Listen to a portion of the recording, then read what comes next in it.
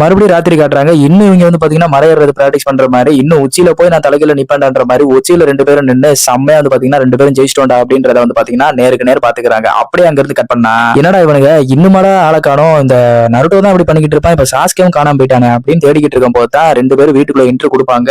நம்ம நருட்டோ ரொம்ப டயர்டா இருப்பாங்க. அவனை வந்து சாஸ்கே தோல்ல தாங்கிட்டு வீட்டுக்குள்ள நடந்து வருவாங்க. அப்புறம் என்ன 2 பேரும் முன்னேறிட்டாங்க. ஏங்க இங்க பாருங்க, இப்பேற்பட்ட பையங்க தாங்க உங்களுக்கு நிஞ்சாவா வேணும் அப்படின்னு கக்காசி வந்து பாத்தீங்கன்னா பெருசா பார்த்து சொல்றாப்ல. அந்த இடத்துல சந்தோஷமா வந்து பாத்தீங்கன்னா 2 பேருமே நாங்க பயிற்சி பெற்றுட்டோம்னு சொல்லி கீழே ஜாலியா விழுகுறாங்க. உடனே உள்ள வந்து பாத்தீங்கன்னா நம்ம பேர பையன் வந்து நிக்கிறியா நின்னு நம்ம ஹினாரி வந்து பாக்குறியா நருட்டோவை, அவன் வந்து அப்படி பிராக்டிஸ் பண்ணி விழுந்ததை பாக்குறான். அந்த நேரம் ஒரு நிமிஷம் பழசெல்லாம் நினைச்சு பாக்குறான். இந்த மாதிரி எங்க ஸ்டெப் ஃபாதர்னு ஒருத்தர் இருந்தாரு, அவர் தான் ஊருக்கே செம்ம பெரிய ஹீரோவா இருந்தாரு. அவர் எப்படிலாம் ஆனா அடிச்சு கொன்னா அந்த கேட்டோ பையன், அந்த குட்டையா இருக்கான் பாருங்க, அவன் எப்படிலாம் அடிச்சு கொன்னா, இதே மாதிரிதான் இவங்களே அடிச்சு கொல்ல போறாங்கன்னு சொல்லி வந்து பாத்தீங்கன்னா கத்திக்கிட்டு இருக்கான் டேபிள உடைச்சு. நீங்க இப்படி பண்றதுக்குலாம் இப்ப ஒண்ணுமே யூஸ் இல்ல, ஆல்ரெடி பண்ண ஒருத்தரே போஸ்டாங்கன்ற மாதிரி வந்து பாத்தீங்கன்னா கோவத்துல டேபிள போட்டு தட்டுறான். நருட்டோ கோவம் வந்துருச்சுங்க. என்னடா டே நீ என்னடா நினைச்சிட்டு இருக்க, நான் ஒன்ன மாதிரிடா சின்ன பையல அப்படி இப்படின்னு சொல்லி வந்து பாத்தீங்கன்னா நருட்டோ வந்து பாத்தீங்கன்னா காண்டாயிட்டான். வந்ததே வந்து பாத்தீங்கன்னா உங்க எல்லாரும் காப்பாத்திருக்கான்னு சொல்றான். உடனே சின்ன பையன் வந்து பாத்தீங்கன்னா கூட கூட பேசுறது ரொம்ப தேம்பி தேம்பி ஆள ஆரம்பிச்சிட்டான். அதுக்கப்புறம் நருட்டோ வந்து பாத்தீங்கன்னா அந்த பையனை வந்து பாத்தீங்கன்னா நல்லா திட்டி விட்டுருவாங்க. உன்ன மாதிரி முட்டா பையன் தான்டா, உன்ன மாதிரி வந்து பாத்தீங்கன்னா வாழ்க்கையில தோத்து போன பையன், தோக்கணும்னு நினைக்கிறவன் தான்டா அப்படி எதுக்கு எடுத்தாலும் அழுதுகிட்டு மத்தவங்களை பிளேம் பண்ணிக்கிட்டு உட்காந்துக்கிட்டு இருப்பான்.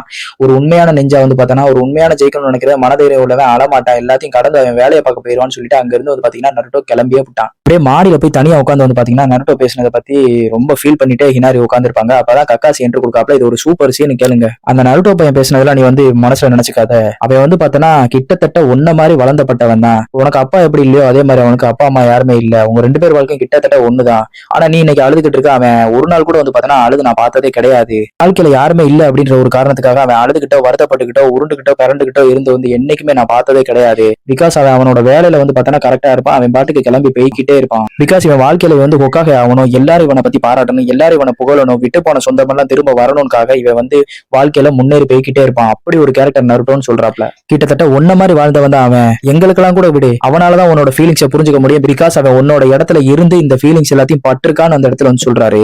நருட்டோ உன்னை காயப்படுத்தினுக்காக எல்லாம் பேசல, நீ இதுல இருந்து மீண்டு வரணுக்காக தான் பேசுறான். எப்பயுமே நம்ம வாழ்க்கையில ஒரு தப்பு இல்ல ஏதோ ஒண்ணு வந்து நடந்துருச்சு அப்படின்னா அதையே நினைச்சுக்கிட்டு இருக்கிறதுல யூஸே இல்ல, கடந்து போய்கிட்டே இருக்கணும் இந்த இடத்துல செம்மையா சொல்றாப்ல கக்காசி.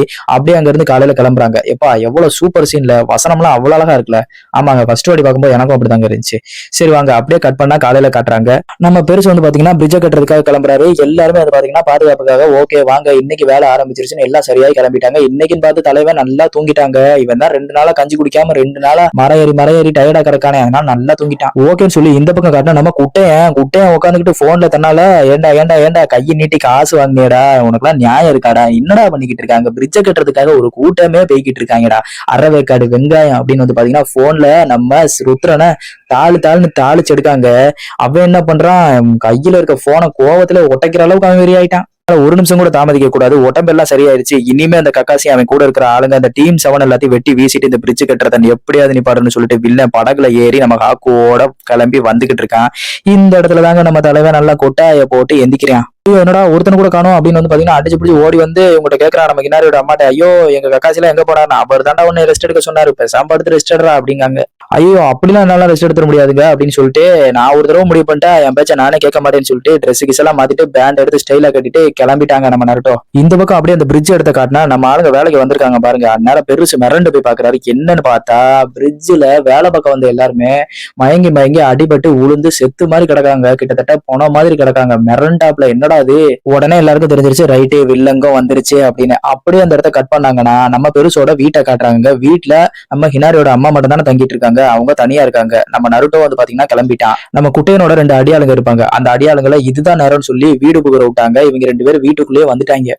மறுபடியும் வந்து பாத்தீங்கன்னா இந்த பிரிட்ஜ் எடுத்த காட்டினா இந்த இடத்துல அதே பனிமூட்டம், அதே விண்டு, அதே காத்து சூழ்ந்துருச்சு. எல்லாருக்கும் தெரிஞ்சு போச்சுங்க. அவ்வளவுதான், சாபுசா நம்ம ருத்ரா இருக்கான் பாருங்க, ரிட்டர்ன் வந்துட்டான் அப்படின்னு சொல்லி எல்லாருக்கும் தெரிஞ்சு உடனே நம்ம பெருசை வந்து பாத்தீங்கன்னா சுத்து போட்டு பாதுகாத்துட்டாங்க. உடனே அங்க இருந்து சாபுசாவோட குரல் மட்டும் தாங்க வருது, ஆள் எங்க இருக்கான்னு தெரியல. என்ன கக்காசி ரெடியா, நீயும் சரியாகி வந்துட்ட நானும் சரியாகி வந்துட்டேன், சின்ன பசங்களோட தானே இருக்க, வா மோதி பாத்துடலாம்னு சொல்லும் போது நம்ம சாஸ்கேக்கு கை நடுங்கிக்கிட்டே இருக்கான். பட் கத்தியை வந்து பாத்தீங்கன்னா கரெக்டா கையில வச்சிருக்கான். என்ன இவன் எப்போ வந்து சங்க இருப்பான்னு தெரியாது அப்படின்றதுக்காக திடீர்னு வந்து பாத்தீங்கன்னா நம்ம பெருசு முன்னாடி வந்து நிப்பான். ஆனா எல்லாருக்கும் தெரிஞ்சு போச்சுங்க இது ஒரு குளோன்னு சொல்லி. சோ இவனோட குளோன் எல்லாத்தையும் வந்து பாத்தீங்கன்னா சுத்து போட வச்சிருந்திருப்பான். இவன மாதிரியே உருவங்கள் உள்ள ஒரு பொம்மைகள் தான் இதுங்க. உடனே சாஸ்கே சும்மா இருப்பானா, இதுதான்டா சான்ஸ், இந்த பொம்மைகள் எல்லாத்தையும் வெட்டிடுவோம்னு சொல்லிட்டு கண்ணுக்கு முன்னாடி இருக்க எல்லா பொம்மைகளையுமே சதக்குன்னு வெட்டி சோழியை முடிச்சிட்டாங்க. சோ இந்த பொம்மைகள் எல்லாத்தையும் வெட்டினதுக்கு அப்புறமா எதுக்க உண்மையான சாப்புசா வந்து நிக்கிறான். பக்கத்துல ஹாக்கும் ரெடியா நிக்கிறான். இந்த வாட்டி 2 பேர் வந்து பாத்தீங்கன்னா படையெடுத்து வந்திருக்காங்க. இந்த பக்கம் எத்தனை பேரு, 4 பேர் நிக்கிறாங்க. நம்ம 3 பேர் வந்து பெருசா பாதுகாத்துக்கிட்டு. சோ எதுக்கு மோதிக்க போறாங்க, இவங்க 2 பேர்ல யாரு உயிர் பொழைப்பாங்க, யாரு சாவாங்கன்றத நாளைக்கு எபிசோட்ல பார்க்கலாம். அதுக்கு முன்னாடி நம்ம சேனலை சப்ஸ்கிரைப் பண்ணிக்கோங்க. தென் நாளைக்கு 13வது எபிசோட்ல வந்து பார்க்கலாம். நன்றி, வணக்கம்.